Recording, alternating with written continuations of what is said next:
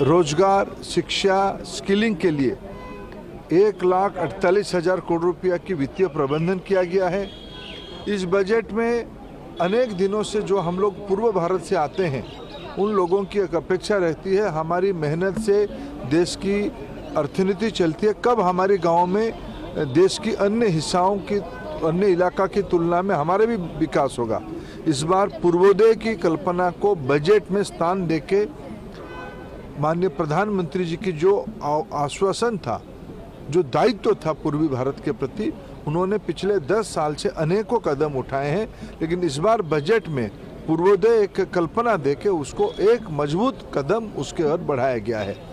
बिहार, झारखंड, बंगाल, उड़ीसा, आंध्र, ये सब इलाका में ढांचागत स्पेंडिंग बढ़े, वहाँ की इंफ्रास्ट्रक्चर बढ़े, इसके ऊपर जोर दिया गया है। इस बजट में प्रधानमंत्री आवास योजना को महत्व दिया गया है।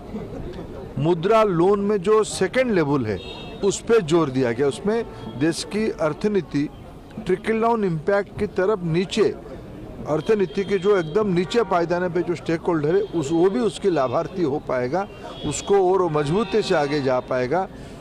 अनेक टैक्स की सहूलियत दी गई है। ये सारे को मैं तुलना करूं, इस बजट देश में नया रोजगार सृजन करेगा। Next generation skilling, upskilling, reskilling की कल्पना इस बजट में की गई है। 1000 ITI को देश की इंडस्ट्री के साथ मिलके 21st सेंचुरी रिक्वायरमेंट के लेवल पे उसको तैयार किया जाएगा। एजुकेशन लोन, स्किल लोन, अनेक युवा हितैषी कार्यक्रम इस बजट में लाया गया है। लेकिन विपक्ष का कहना है कि ये जो बजट है ये बिहार आंध्रा सेंट्रिक बजट है और नंबर 2 की सरकार बचाने वाला बजट है। ये बजट देश की मध्यवर्गीयों के लिए है। ये बजट देश की, क्या प्रधानमंत्री आवास योजना सिर्फ बिहार और आंध्र में बनने वाला है? देश की सभी राज्यों में बनने वाला है।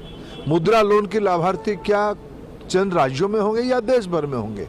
स्वनिधि देश के गरीब स्ट्रीट हॉकर्स के लिए, स्ट्रीट वेंडर्स के लिए उपलब्ध है। क्या सिर्फ कुछ राज्यों में रहेगा या पूरा देश में रहेगा? विपक्ष एक नकारात्मक मानसिकता से गुजर रहा है। विशेष करके कांग्रेस पार्टी लगातार तीसरी बार फेल हुई है। इसकी हताशा उनको सब चीज में दिखता है। इस बजट को मैं स्वागत करता हूं। सर, इंटर्नशिप की एक नई योजना आई है, उसमें 1 करोड़ युवाओं को उसका लाभ मिलेगा, लेकिन कांग्रेस का कहना है कि ये उसका जो मैनिफेस्टो था उसको कॉपी किया है। चिदम्बरम जी ने इस पर ट्वीट भी किया है। देखिए, फाइनली किया तो हमने ना, लोगों ने आपको तो मौका नहीं दिया। आप कई सारा आपने पीढ़ी दर पीढ़ी, पीढ़ियों तक आपने कई बात को कहते रहे। आपको लोगों ने पिछले, मैं कह रहा हूँ ना, कांग्रेस पार्टी तीसरी बार फेल हुई है, इसलिए तो नाम अभी कटा लेना चाहिए। चिदम्बरम साहब नाम कटा के और कहीं स्कूल में दाखिला करनी चाहिए। लोगों ने उनको रिजेक्ट किया है, हम लोगों के लिए काम किए हैं। 10 साल में पहली बार फ्लड को भी एड्रेस किया गया है। बिहार के फ्लड से बहुत परेशानी लोगों को होती थी और इस सरकार ने 11,500 करोड़ रुपए देने का ऐलान किया है। मैंने वही कहा ना कि देश में पूर्वी भारत को महत्व मिला है। पूर्वी भारत की मेहनत का श्लोक देश की अर्थनीति में गति लाते हैं। उनके मन में रहता था कि हमारी इलाका कब पश्चिम जैसे, दक्षिण जैसे, उत्तर जैसे विकसित होगा। इस बार बजट की जो आउटलाइन है, जो एक टेम्पलेट बनाई गई है पूर्वोदय, और इस विषय को मैं तो सौभाग्यशाली हूँ, उस पहला मीटिंग का मैं साक्षी हूँ।